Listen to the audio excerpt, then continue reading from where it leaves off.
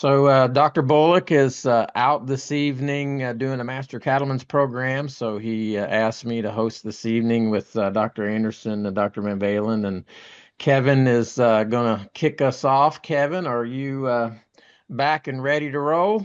I am ready to go. All right, So, I'm going to turn it over to you, Kevin. all right, sounds good. All right, appreciate it. Happy to be here. Welcome you all to our webinar tonight.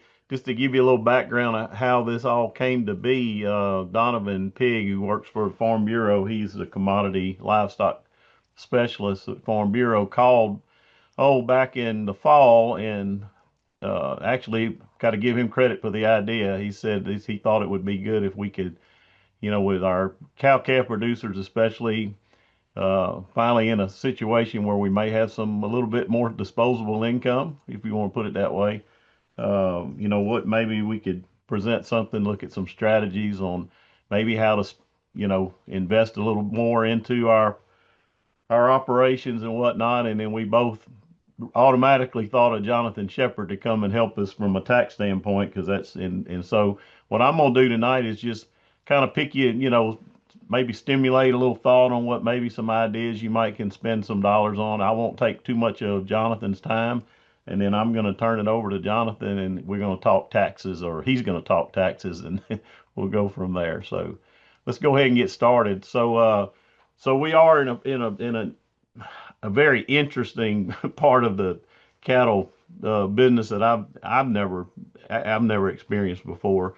Our prices are historically high. Now we can argue whether input costs, are they historically, do we have historic profits? Yeah, that's up to debate, but we all can agree, obviously, that the prices are historically high. So what are we going to do with some of this added income? I mean, I've got three options up here that just kind of come to mind. Do we pay down some debt? Do we improve upgrade our infrastructure, equipment, so on? Or, some of us hopefully can expand. We have to grow this cow herd. And so is that something that might be, a possibility?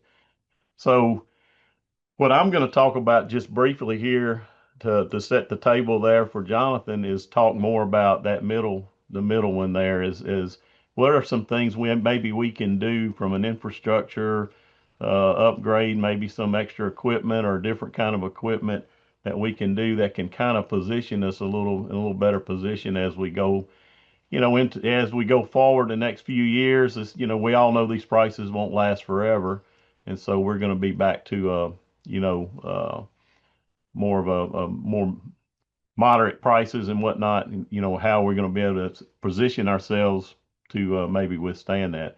So I put up here, what should we invest in? Do we invest in tractors, trucks, and balers, or do we invest in stuff like pasture development and being able to provide proper nutrition to our cattle? And I'll give you some examples of here in a minute. So whenever we think about that, I thought of these three questions. What can we do which of these can improve our current management? Um, is buying that new hay baler going to help our management, or is developing water in our pasture system, is that going to improve our current management? So maybe play that off one against each other. Which of these might can help us withstand a drought or a market downturn? What can we do that can positions ourselves to be a little more resilient as we go forward? Which of them, simply which ones qualifies for cost share? There's some items that we can get cost share on that we may want to look at doing, and and kind of exploit that avenue. And then obviously what improves our bottom line, right? So, if you read enough popular press and on the cattle industry and whatnot, these three things kind of come to the forefront as far as what affects your bottom line, especially in cow calf operations, is reproductive efficiency, right? We got to get cows bred. And then, we do know feed costs, how efficient is our forage program? Um, are we doing a good job feeding the cows, winter feeding and that kind of thing? And then value added marketing, how do we market our cattle? And so those are the three things that, you see the most written about that affects the bottom line. So I thought I'd pick those and just give, example or two on those. And so let's talk about nutrition and maybe supplementing our hay and how can we feed our cattle better. Can we make some investments to make that happen? We like to talk about getting testing your hay, and then what do we do with the results? And sometimes we will go through the motions, getting the hay test, get the analysis back, and then do we truly use it to our advantage? I've got the picture there of a cake feeder, and then over here on the right, the Ford supplement tool homepage, if you will, the app that can kind of help us take a hay test and maybe get some direction on where we want to go, right? And so let's just dig in a little deeper. I'm not going to go through these numbers, obviously, but I do want to show this is something that's on the web page of the Ag Economics, UK Ag Economics Department, and it's a commercial cow-calf budget. I'm showing you the spring calving herd. If you go to that site and that QR code there, you can scan that code and get to that site. It also has a fall calving budget, a replacement heifer budget, so it's a really neat resource, I think. And what I did is I just ran some quick numbers and played around with this budget. What would it take if we took, below average hay, which most of us are feeding, and fed that lactating cow a little better, right? And so over here, over to the right in this blue box, this one's assuming a 10% improvement in calving rate, going from 80 to 90%. And we're going to assume that, and we're making some assumptions here, right? But we're going to have no supplement here on this side, and then we're going to add 5 pounds of supplement for 60 days post calving. Now, I had to make some concrete parameters there, right? We know all the cows aren't going to calve on day one, right, Les? We wish they would, right? And then we would feed everybody exactly for 60 days. So we know this is a fluid situation, but we had to make some numbers and assumptions somehow. So 5 pounds for 60 days, at lactating when most of our hay doesn't meet the needs of a lactating cow. So that's spending another 300 pounds or another $36 per cow. And if we get a 10% increase in weaning rate, we can improve $193, per cow. Now, if you extrapolate this to a 50 cow herd, that could be as much as $9,650, right? Just by feeding the cows better and getting them bred better. Now, realize, making a lot of assumptions here. I'm assuming that the only problem we have with reproduction is nutrition, right? But if we know we haven't been doing a good job with maybe supplementing our hay, maybe this is one of the areas that we can, weak spots, that weak links, if you will, that we can work on. So I played around some more with those budgets, and I ran some other scenarios. I did a 75% weaning rate, an 80% weaning rate, and with no supplement, right? So I used those as two bases, and then I compared them to an 85 and a 90. So I made a total of 5 comparisons there. And you can, and if you did the math and did all the differences here on this bottom line, this return to management, let me go click more. You can see that averages about an additional 178, $180 per head, right? So, I mean, there may be, if we've been struggling with some reproductive performance in our herds, and we know maybe we just been rolling out a roll of hay in a protein block or a lick tank. Maybe we've got some energy deficit there, and maybe we need to fine tune our winter feeding program. So why would we not? A lot of times our hay is short on energy, so why do we not feed the cows a lot of times like we should? And we're all human, right? And so we know that feeding, let's stick with that 50 cow herd example. Let's say that our board supplement tool says we need to feed 5 or 6 pounds per head per day, right? That our hay is needing that energy supplement, right? So how much fun is it to wade out into 50 cows and try to deliver 250 to 300 pounds of feed at a time on hungry cows in the mud, and do a good job of it and get it distributed quick enough before the boss cows eat it all before the timid cows get it either. So I just think one of our things we could really look at, and I think it's probably the most underutilized piece of equipment that small, medium-sized cow calf producers could take advantage of is these cake feeders. Now, the one I've got illustrated in the picture here is a big one. This is a 1,000 pounder on some beefed up springs here on this. A friend of mine has this one. They sell these things in 350 to 500 pound capacity feeders, and I ran some numbers here. If you did, turnkey numbers on all this, you could put a bulk tank in, brand new feeder. I'm assuming you got the side by side already. Most of us have those on the farm nowadays. And so, for 13 to $14,000, we could be, a turnkey deal and be ready to supplement these cows' energy feeds they need, right? So let's just take a more conservative response. Let's say $150 per head response on that 50 cow herd. That could be $7,500 in an annual, from an annual basis. That pays for half of that of this, of this investment. So, I think we probably could get a hold of a used bin. We probably have some bunks around the farm already. It probably won't cost us this much. Maybe put our money into a good auger and a good, brand new auger and a good cake feeder, and away we go. The other thing is the bonus that we can feed these weaned calves so much better when we wean calves. 2% of body weight on a weaned calf is kind of the sweet spot. And that's a lot of buckets also. The older I get and the more my kids go to, leave the nest and go off to college and on their own, my bucket feeders are all leaving me. And I'd say in another winter or two, I'll probably have a cake feeder and, and be taking advantage of this, right? And so I just think this is something that we might be smart to utilize and go forward.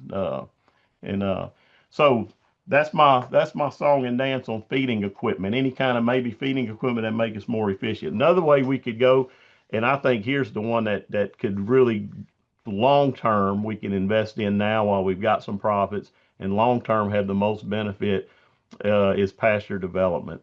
I know that a lot of folks have kind of neglected, maybe their hay fields, and maybe even the pastures that they're grazing. Uh, at the very least, get the soil tested. Maybe fix your pH, get your lime up to speed. Start looking at soil testing. This could be a great thing. Work with your county agents on this. They are very very well trained on the strategies to use for as far as the P and K and what time of the year and how to apply that, and the things you get into with potassium versus phosphorus fertilization and whatnot. But I know one thing, lime, if you can get over the ground, you can put lime out just about any time. And so the ground's not frozen, it's relatively dry like it is right now. Get your soil tested, figure out what you need with lime, and lime is the very first thing you want to fix pH, and go from there. Water development, we preach this for a long time. Take advantage of your grazing schools that we have available, the Master Grazer program. We do know water development. If we can get water within 800 feet of the grazing animal, it just does so much for how we can manage our pastures. We can decrease some hay feeding days. We can have a better stand, healthier stands. We got better nutrient distribution across the fields. And water's the key. That is the limiting factor whenever we go to some kind of controlled grazing. And so I would really look into exploring some ways on water development. Ran a few numbers on an old budget we had on a project we did in Christian County several years ago, and I took the numbers and the feet of pipe and everything that individual did, and I put new, current prices to that, and it looked like roughly $11 an acre to on this was an 80-acre tract that this particular individual had, and it cost about $11 an acre to put an inch and a half pipe across, and I think it was 4 water points, right? So if you figure 2 acres per cow, that's $22 per cow annually on an annual basis. If you give everything about a 20-year life, ends up being about $22 per cow on an annual basis, right? So if we figure hay feeding, we're going to go through 35 to 40 pounds of hay at $90 a ton. We're going to be floating somewhere around that 160 to 180 per cow feeding day. So how many days of feeding, if we can extend the grazing season by distributing water a little better, do a little better job on our pastures, how many days can we save to pay for this annually? And if you do some math, it looks like about 12 to 14 days will pay for that water development. If water development costs us about $22 per cow on a per annual basis, we can look at about here. A little add another, $2 to $4 to $5, 2 to 4 to 5 days, I should say, for division fencing. So we can definitely, if we can shave just 3 weeks, 2 to 3 weeks off of our winter feeding period by having a better designed watering system for our stock water across our pastures.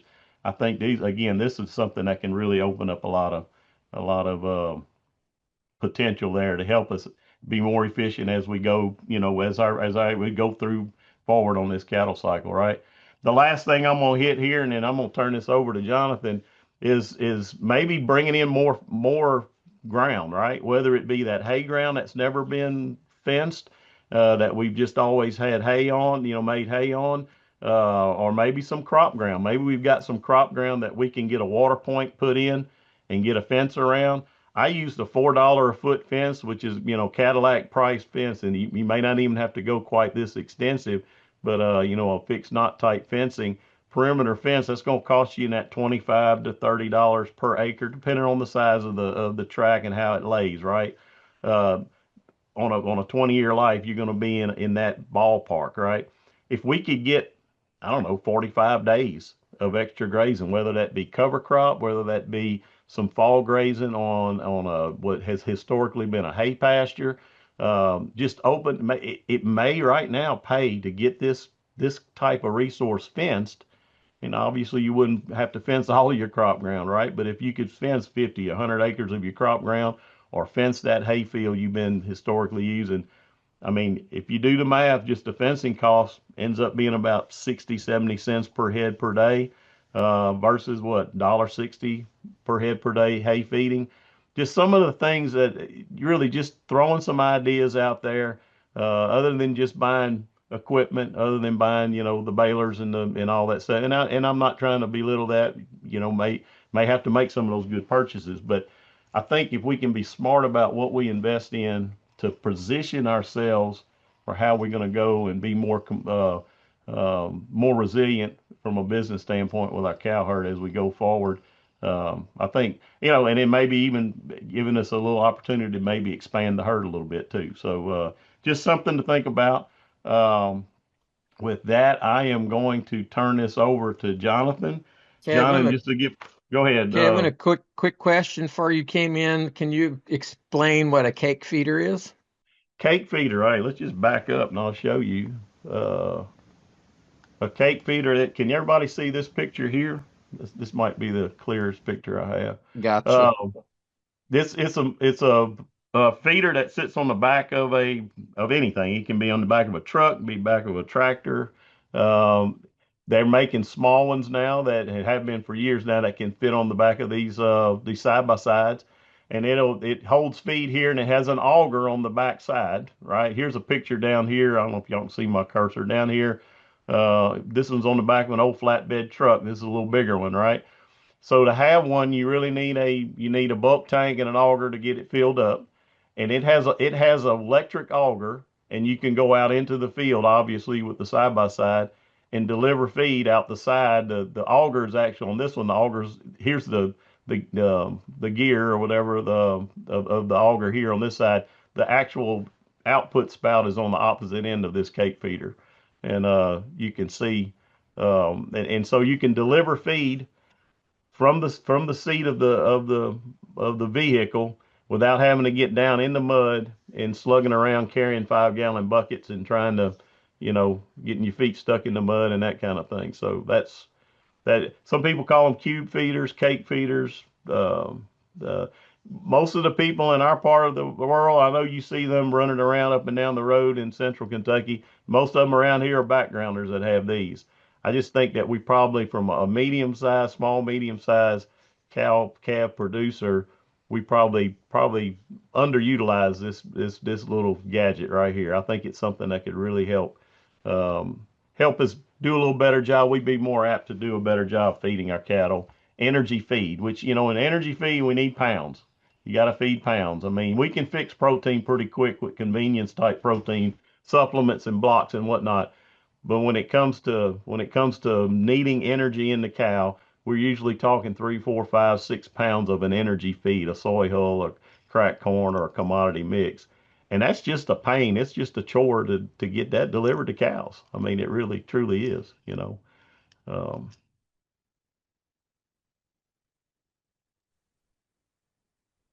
so are we good, Jeff? You are good. We can come back to the other one at the end. Okay. So let me go ahead so we can give Jonathan plenty enough time here. Jonathan Shephard is with us tonight. He is an ag extension specialist, the Department of Ag Economics. Um, he specializes in agricultural finance, taxation, and farm transition planning. In addition to that, he's serving as the state director of the University of Kentucky Income Tax Program. He also teaches ag management principles and delivers extension programming across the state. And I know I sat through Jonathan's presentation there at the Farm Bureau meeting this year, and I learned something. There's still stuff I realize how much I don't know about taxes, but I thought it was very interesting. I think y'all will find Jonathan's presentation very very interesting and helpful. So Jonathan, I'm gonna turn it over to you, man. Well, thank you very much. Excuse me. Everybody can hear me okay? Okay, and you can see my slides. Perfect. So yeah, just thank you all for the opportunity to come speak with you. Thanks to Kevin. Like Kevin said, we did this together at the Farm Bureau annual meeting, and I enjoyed it. I enjoyed working with Kevin. Um, and so basically, what I'm going to do is kind of take the concepts that Kevin covered, and then we're going to talk about the income tax implications of that. Where can we save taxes and other considerations in that tax realm. So let's just start out with some general statements, just so you can kind of understand where I'm coming from. I would say that most business owners, most people don't like to pay taxes. That may be being viewed through my own biased lens because I'm one of those people that don't like to pay taxes. I like everybody else to pay their taxes, but I don't want to pay my fair share. So I try to minimize my taxes every chance that I get. Something that is a little bit hard to digest sometimes, though, is that we may be better off paying taxes than spending money. Um, Sometimes buying things that we don't really need or are not going to increase efficiency is a worse thing in the long run than just paying the taxes. We're trying to balance cash flow and tax liability, and I always encourage everybody to think about tax management in a holistic way and not just from a single year's perspective. So, what are we trying to achieve? We're trying to balance income tax liability with bank lending standards if that applies to you. So if you're using an operating loan or you're financing equipment, the bank wants to see that you're making money. And then we're also maybe not as much as we used to be, but to some degree worried about showing too many losses for too long. So most of us don't want to pay. Banks typically want to see a positive Schedule F, and I just warn everybody that that positive Schedule F that the bank is looking at, they're actually making adjustments to that Schedule F, so it's entirely possible that your Schedule F in that bottom right-hand corner could be negative, but by the time they add back in interest and depreciation expenses as they do, it changes that picture significantly for a lot of operations. And then when it comes to the hobby loss rules, the IRS says you need 3 positive years out of 5 to fall into that safe harbor where you're not considered a hobby. If you fall outside of that, it doesn't mean that you are a hobby from the IRS's perspective. It just means that the IRS it gives them the lever or the justification that they need to come look around into your finances if they choose to do so. Luckily, we're in a pretty low audit scenario right now. I would argue that farmers are probably getting audited even less than the average. So it's something that I don't really worry about a whole lot, but I know that's one of those things that are on people's minds.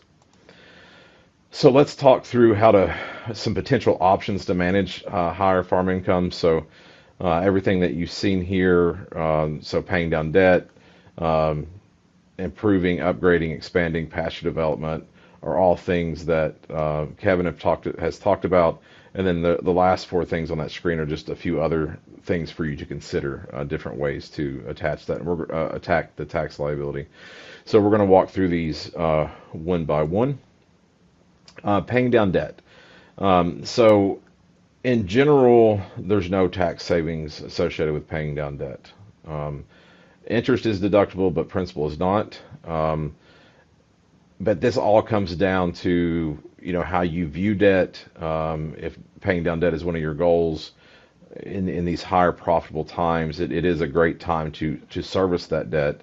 But just realize that any money that you're spending on principal to pay down principal is going to be most likely taxable income, right? That's going to be money that had to be generated within the business that is profit, and there's no offset to that. Unless you're bringing in money outside of the operation, making your own contributions to it. So paying down debt is typically not a tax saving strategy. All right, what about improving or upgrading infrastructure? So there's a couple pieces of the tax code that allow us to recoup the cost of these upgrades or these infrastructure improvements in the year in which that we do them.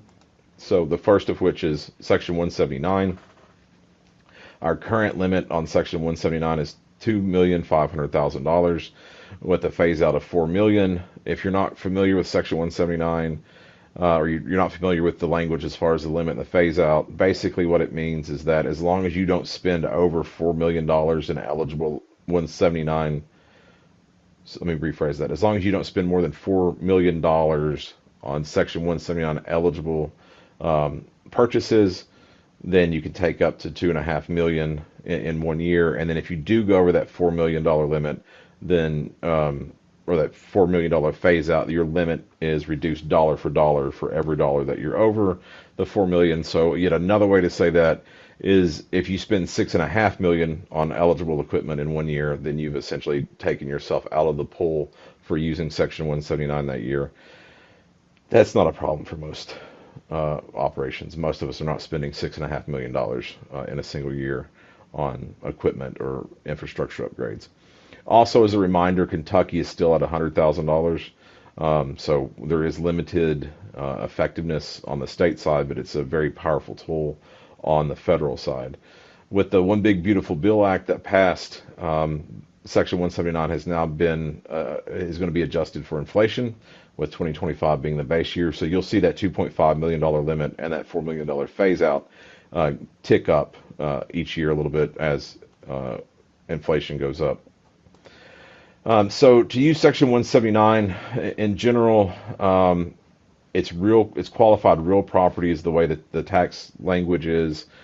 That gets a little bit out in the weeds. It's Section 1245 property. I can never keep straight what is 1245 and what's 1250 and what's this and what's that. But the way I think about it is most everything that you use on the farm is going to fall into this Section 1245 property, assuming it's not a building.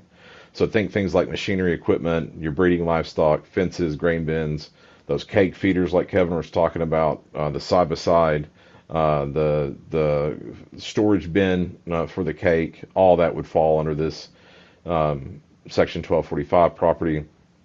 And just a good rule of thumb is that anything that is depreciated over 10 years or less falls under the criteria for Section 179.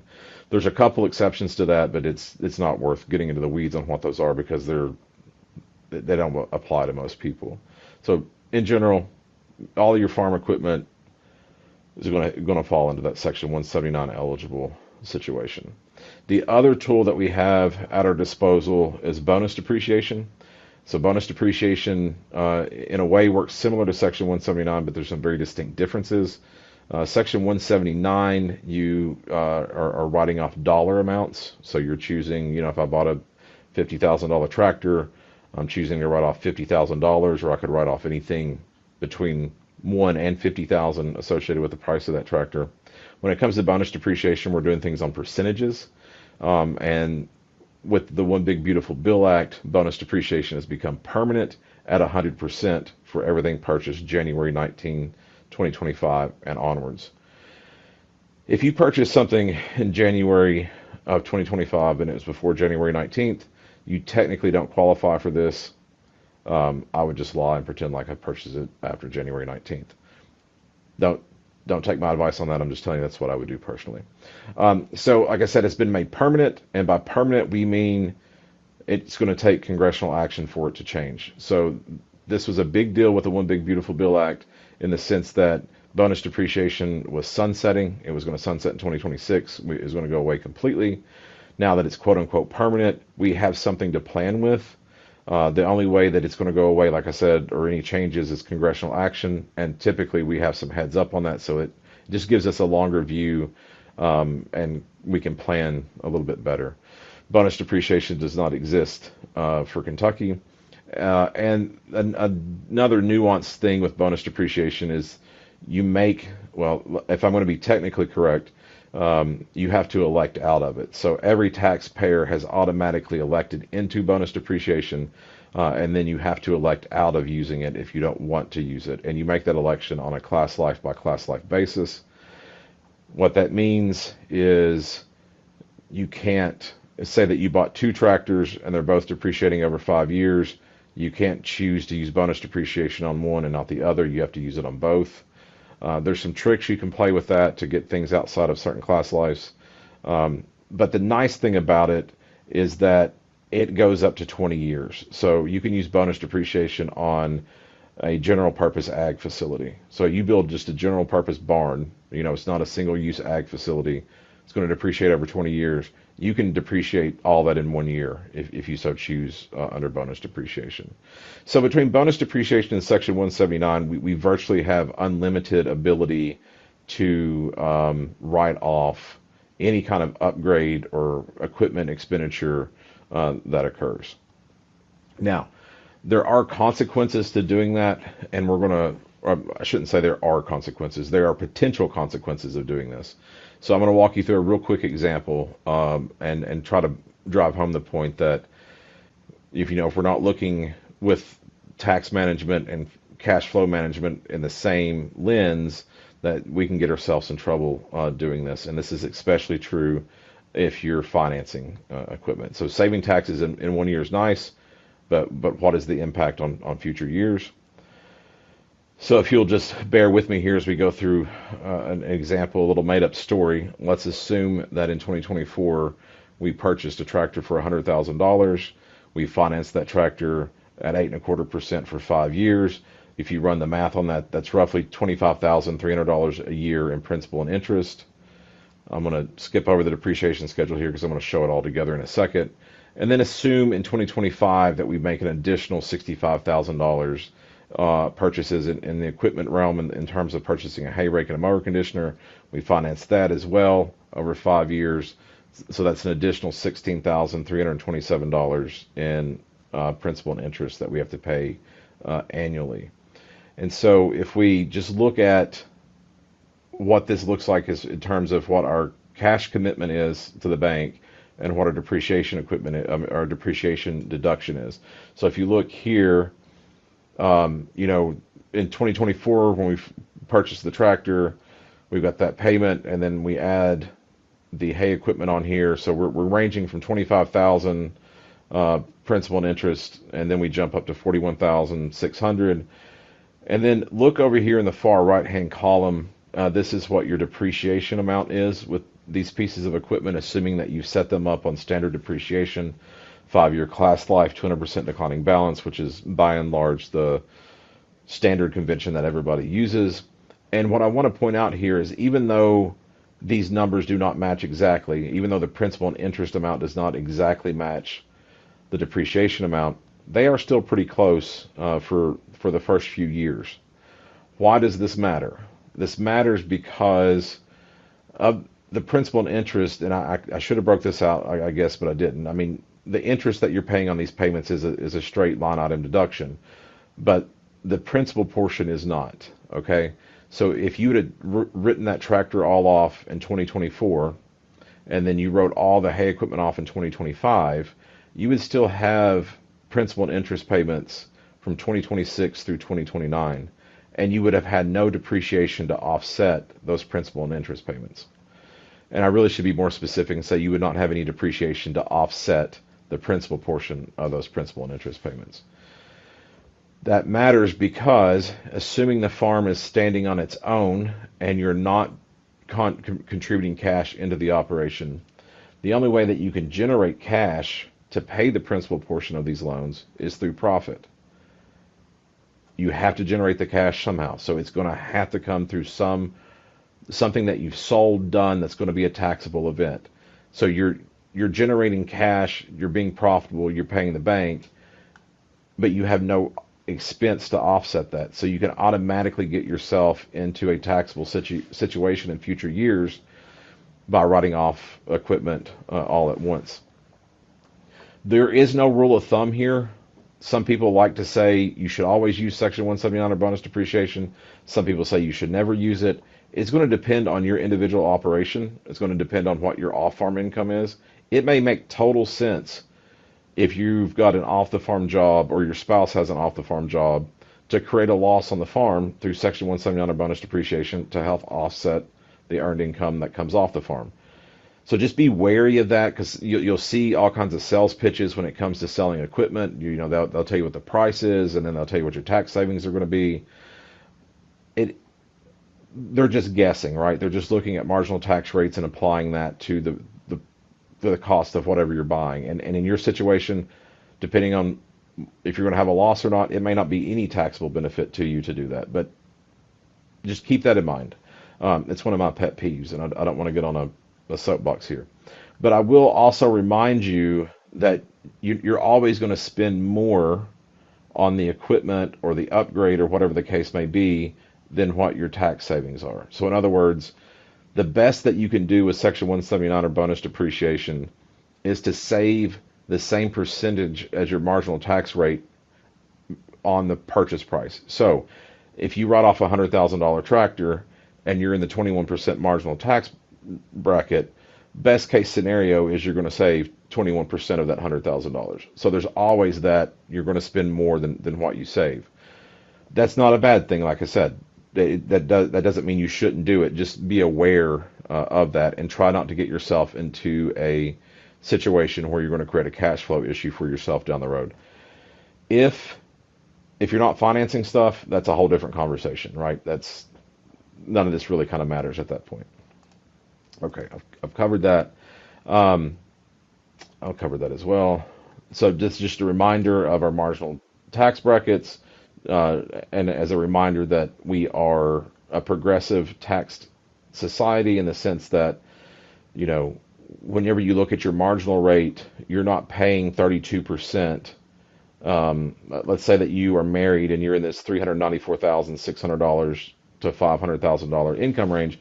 You're not paying 32% on that full amount, right? You're paying 10% up to a certain level, then 12%, 22%, so on and so forth. So I give an example of this too. Assume you're married filing joint. You have $65,000 of haying equipment purchased in 2025. Assume that you're in the 22% tax bracket. Accelerating depreciation on that equipment would save roughly $14,300 with a $65,000 cash outlay. Okay, so there's that trade-off. Not bad, not good. Just be aware of it. Also, don't forget about depreciation recapture. The Tax Cut and Jobs Act, which is the big tax bill that we had before the One Big Beautiful Bill Act, got rid of like-kind exchanges on real property, where we can only do like-kind exchanges on, land and not on equipment. So just remember that if you trade a piece of equipment, so if you decide, I've made more money this year, I would really like to replace this tractor, I'm going to trade that tractor in on a different tractor, that there's actually two taxable events that occur there. You're actually selling the tractor that you're trading in for the value that they give off of the other tractor that you're purchasing. And it's two different transactions. With Section 179, depending on, of course it matters how much you're purchasing and how much you're trading. But for the most part with Section 179, we can get rid of that tax liability. But just remember, on the Kentucky side with that $100,000 limit, it can be a little bit more difficult to do that, depending on, once again, the size of the tractor and the value, so on and so forth. All right, let's talk about expanding. If we're talking about expanding in the sense of purchasing more livestock, specifically breeding livestock, that's going to qualify for Section 179 or bonus depreciation. So if we're looking to add heifers, buying more bulls, whatever the case may be, we can expense those all at once. If you're looking at expanding your actual footprint, so you're going to purchase land, remember that land is not depreciable, but the structures on that land are depreciable. So buildings, fence, feed pads, waterers, you can pull all that out of the cost basis of the property and depreciate that over time or accelerate that depreciation all at once. Pasture development's pretty straightforward. Those are line item expenses on the tax return. So whatever you spend for lime, seed, chemicals, the machinery costs associated with that, that's all going to be directly deductible on your tax return. So that's a good way if you do want to do that pasture development. That's a good way to lower taxes. And then we're going to look at farm income averaging here real quick. I'm going to show a lot. No, I don't actually. I'm glad I changed my presentation. I used to use this really convoluted way of showing this, but I'm not going to do that. I'm going to tell you what it is. So for farm income averaging, this exists only for farmers, okay? And it's a strategic income tax management tool in the sense that I can take my current year taxable income on my farm, and I can spread it out over unused tax brackets in previous tax periods, specifically over the 3 previous tax periods. And so if you've been operating and your income stayed low or negative, and then you decided to sell a bunch of cattle this year and your income has jumped up quite a bit, you can simply use income tax averaging potentially to save yourself quite a bit of taxes by going back and using up those lower tax brackets in the 3 previous years. It's a very underutilized tool, and the reason it's underutilized is that a lot of people don't know about it. A lot of accountants don't know about it because it only applies to farmers. What I tell everybody is whoever's preparing your taxes is totally capable of doing this. You may just need to ask them about it, because if they don't have a lot of farm clients, they may have never heard of it. But if you say, hey, I would like to look at farm income tax averaging, any tax preparer is capable of doing it. So keep that in your toolbox as a possible way to handle tax liability as well. Prepaying expenses. So we're a bit late for the 2025 tax year, but you can think about this going forward for the 2026 tax year. As farmers, you are allowed to buy things in the current tax year that you're not going to actually utilize till the following tax year, but still deduct them in the current tax year. So things like buying feed ahead of time, supplies, fertilizer, veterinarian supplies, all those kind of things we can go ahead and pay in 2026, towards the end of 2026, even if we're not going to use them until 2027. There's some rules around it as far as what you're technically allowed to do and not allowed to do. I feel like it's a bit flaky, if you will.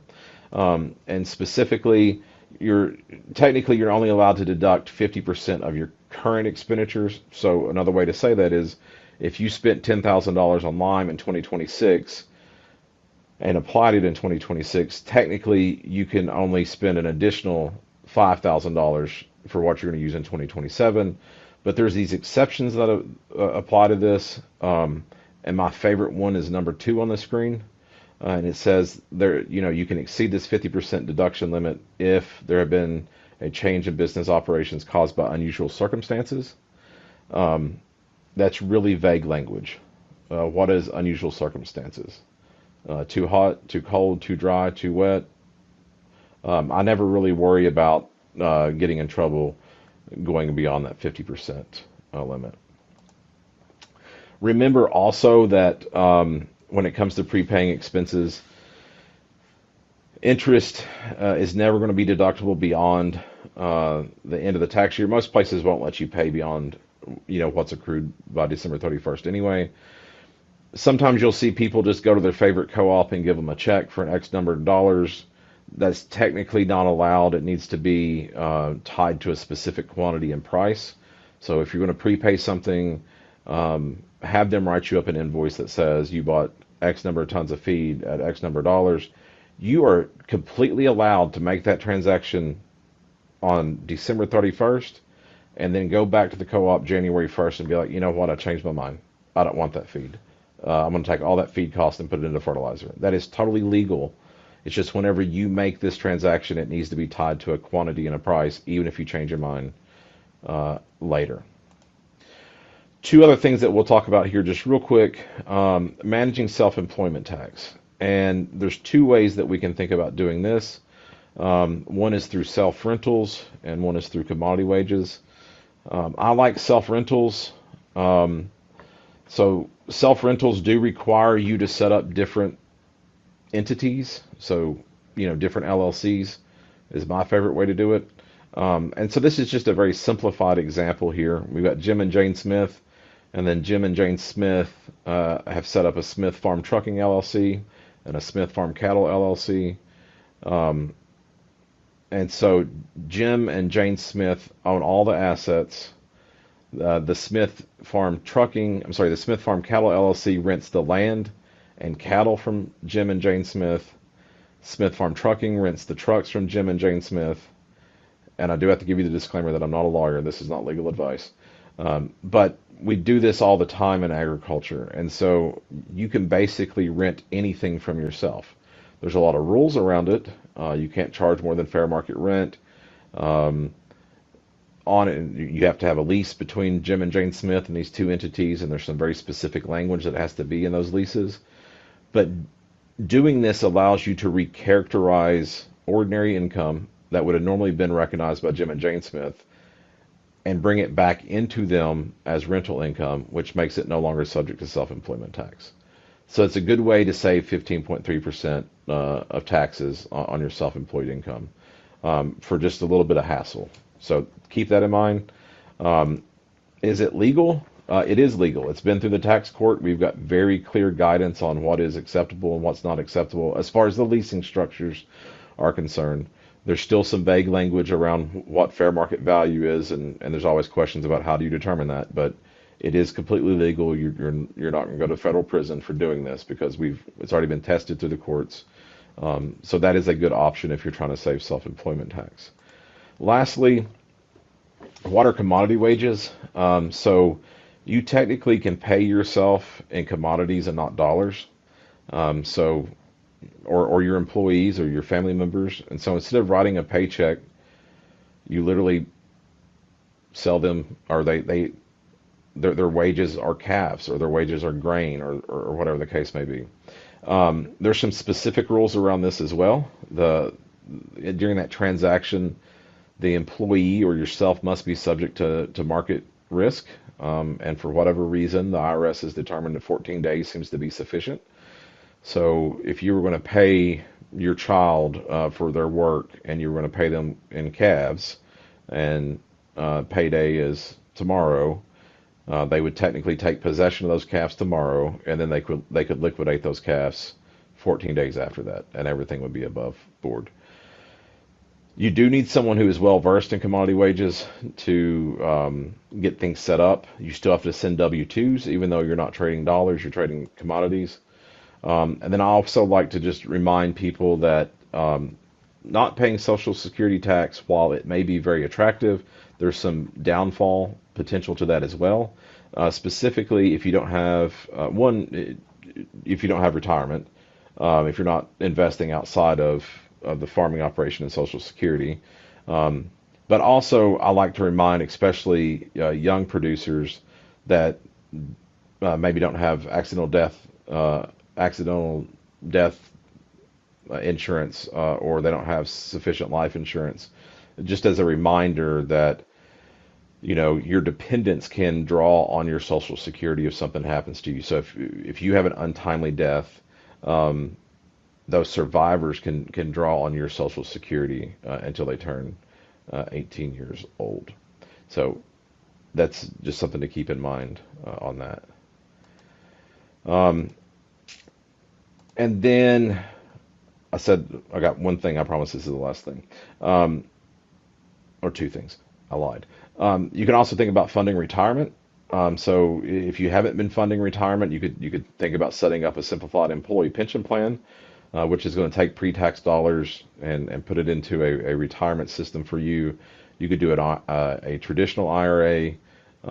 These, of course, are not dollar for dollar type things, right? It's, if I decide that I'm going to put $5,000 in an IRA, it's not going to reduce my tax liability by $5,000, but it will reduce my tax liability some.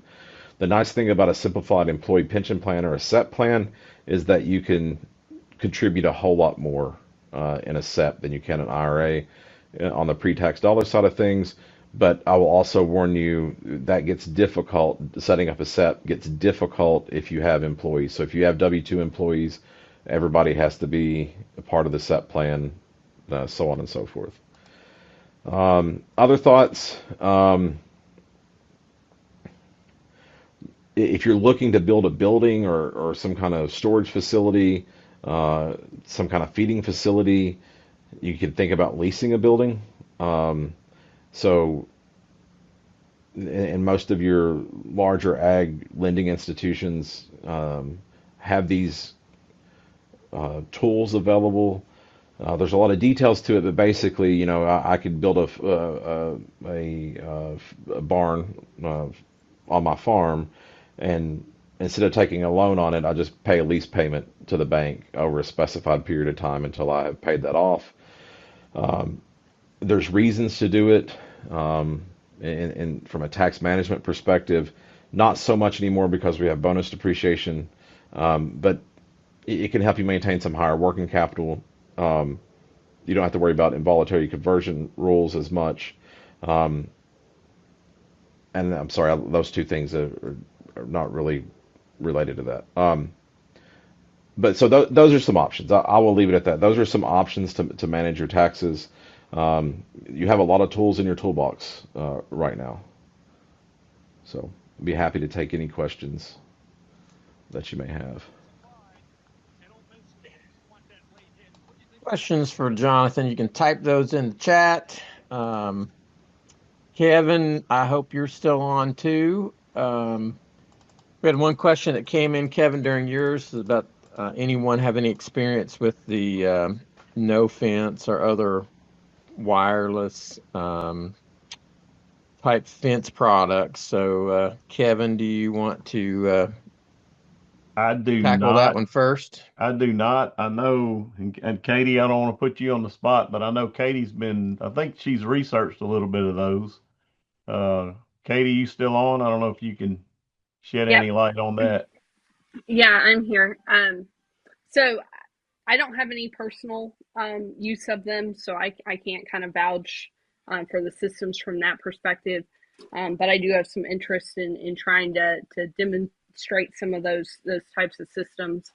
When they initially started, they started in big range type environments, a lot of Australia, New Zealand areas, and so one of the questions I've had is how do they fit into some of our smaller operations, relatively speaking. And so there is some good work coming out of a group in Europe that shows some pretty good effectiveness in smaller, 5-10 acre type paddocks and keeping cattle confined into those. There's a lot of differences. There's about 3 or 4 main companies on the market right now, and they all kind of have some differences in how they work and how the system, works. If you need cellular signal or if you need a base station. So that's probably something we can do some additional work on and get you guys some additional information on that, because they are becoming more popular here in the U.S. and folks are starting to use them. But they do come obviously with a cost associated with that. I've got a question for Jonathan, and maybe it's not a fair question, but put you on the spot a little bit. Sure. Jonathan, what do you think is the biggest mistake folks make with, say, farm related taxes, especially if they're maybe not going to a CPA that is farm, oriented or farmer oriented? Is that a fair Yeah, question or? it is a fair question, and I don't. Yeah, so one of my complaints or observations, we'll say observations, that sounds kinder. One of my observations is that the way we approach taxes oftentimes is just, I want to make the biggest loss or reduce taxes as much as possible right now this year. and I'm one of those people too. But like I said, you need to look forward, right? Especially if you're financing things, you really need to look forward. You know, what if I choose to write this all off this year? What is that going to do for me next year? It may be totally fine. The other biggest thing too I see is just don't make investments that you don't need to, right? Like don't overcapitalize on equipment. Don't overcapitalize on infrastructure. If you're going, if you're planning on doing some of this stuff anyway, then do it, right? Now's the time to do it. But if you're only doing it to save on taxes, 9 times out of 10, in the long run, you'd be better off just paying the taxes, even though you really, really don't want to. And I do remember a comment you made at the Farm Bureau meeting is getting into middle of December and kind of panicking and think, oh my, I got to hurry up and spend some money, Yep. making those quick decisions on, yeah, I think it would be fascinating if we could ever pull together the data to know how much money is spent in the last 2 weeks of the year every year by farmers buying equipment and things that just to manage that tax bill. right, I bet it'd be right, pretty phenomenal. yeah. Jonathan, we had a question come in, and I think it was more on maybe on the buying side of. So here's the question from James. You said to separate breeding stock sales from others, but I believe that was more on trying to think about managing the investments in the breeding stock. But that what James has said there is actually true. So a mistake that I see also is that, somebody will turn their stuff into their accountant and they'll say, I sold $85,000 worth of cattle. And so the accountant puts that on, you know, all that 85,000 on the Schedule F. Well, if you sold cows, those actually don't go on the Schedule F because they get taxed differently. They get preferential tax treatment. They still show up on your taxes, they just don't show up on the Schedule F. So if you're diligent in separating out that breeding stock from your market livestock, and you're diligent in giving that information to whoever's doing your taxes, that's an easy, low-hanging fruit way to minimize the taxes that you're going to pay on the sale of those cattle. Good point. And then I think you've addressed this previously in a different program, but what about buying replacement heifers or females versus development and tax implications of that? Sure. So we'll start with growing them from within. So if you're just retaining heifers out of your own herd and developing them and going to breed them, you're deducting all the costs of those animals, each year that you're developing them, right? All the feed costs, all the vet costs, all that. It's just getting all wrapped up in that production year, well, in that tax year, I should say. If you're buying heifers or buying cows, you're going to set those up on depreciation, and then you're going to recover the cost of those over a 5-year period.